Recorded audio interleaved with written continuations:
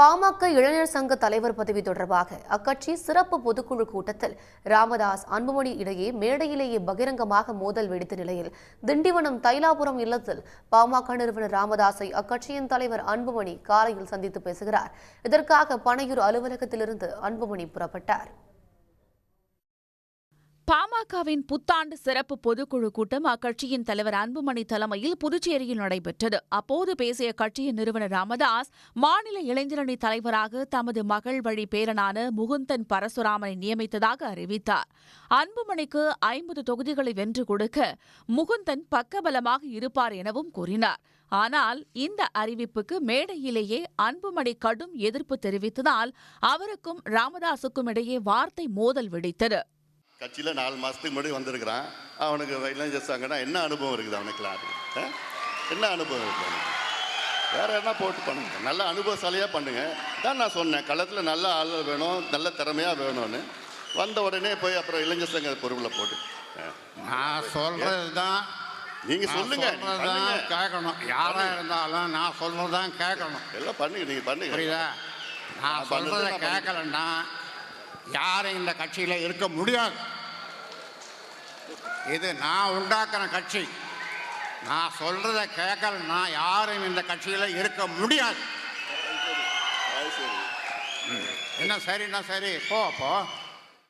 பாமக தலைவரான அன்புமணியை கட்சியிலிருந்து விலகிக் கொள்ளுமாறு ராமதாஸ் பொது மேடையிலேயே எச்சரித்ததால் பெரும் பரபரப்பு ஏற்பட்டது.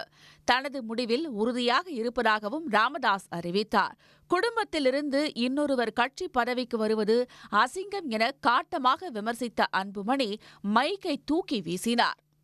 முகுந்தன் மீண்டும் சொல்றேன், மாநில இளைஞர் சங்க தலைவராக நியமிக்கப்படுகிறார். கை தட்டுங்கப்பா. குடும்பத்தில் இன்னொன்று போடு, குடும்பத்தில் வச்சுக்கிட்டு அவ்வளோதான். நன்றி. யார் சொல்றது?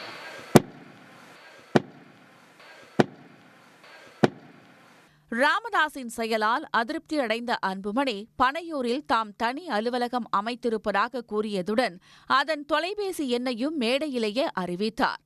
சென்னையில் பனையூரில் எனக்கு ஒரு அலுவலகம் நான் வச்சிருக்கிறேன். ஒரு புதுசாக ஒன்று ஆரம்பிச்சிருக்கிறேன். அங்கே வந்து எல்லாம் என்னை பார்க்கலாம். பனையூரில், சென்னை பனையூரில் அலுவலகம் ஒன்று திறந்திருக்குது. 3வது தெருவில் வச்சிருக்குது.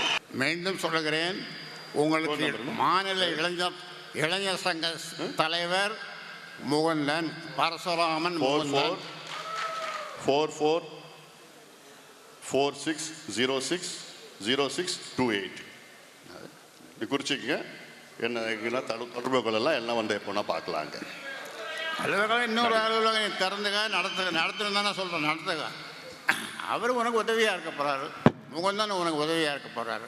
முடியாது. உனக்கு விருப்பம் இல்லைன்னா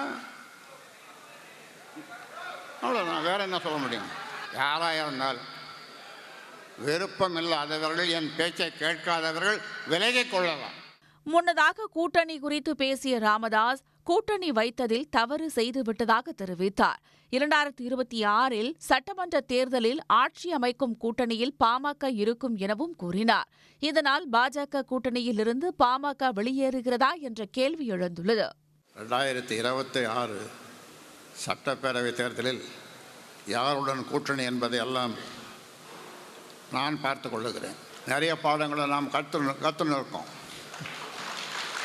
ஆமாம், ஒரு தரம் தப்பு பண்ணால் இன்னொரு தரம் தப்பு பண்ணணும்னு அர்த்தம் இல்லை. கூட்டம் முடிந்து வெளியே வந்த அன்புமணியை சூழ்ந்து கொண்ட ஆதரவாளர்கள் அவரை வாழ்த்தி முழக்கமிட்டனர். அவர்கள் ராமதாஸ் காரை வழிமறித்து நின்றதாலும் பரபரப்பு ஏற்பட்டது.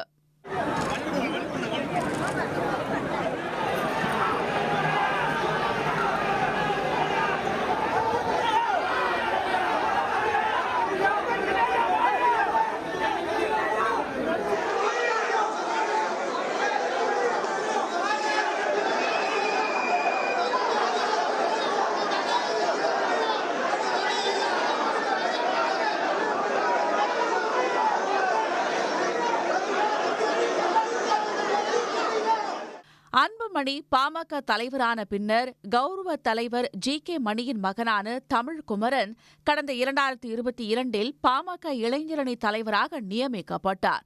ஆனால் சில மாதங்களிலேயே அந்த பதவியிலிருந்து அவர் விலகினார். அந்த பதவிக்கு புதிதாக யாரும் நியமிக்கப்படாமல் இருந்த நிலையில் 2 ஆண்டுகளுக்கு பிறகு முகுந்தன் நியமிக்கப்பட்டது கட்சியில் குழப்பத்தை ஏற்படுத்தியுள்ளது. உடனுக்குடன் செய்திகளை தெரிந்து கொள்ள சன் நியூஸ் பெல் ஐகானை கிளிக் பண்ணுங்க.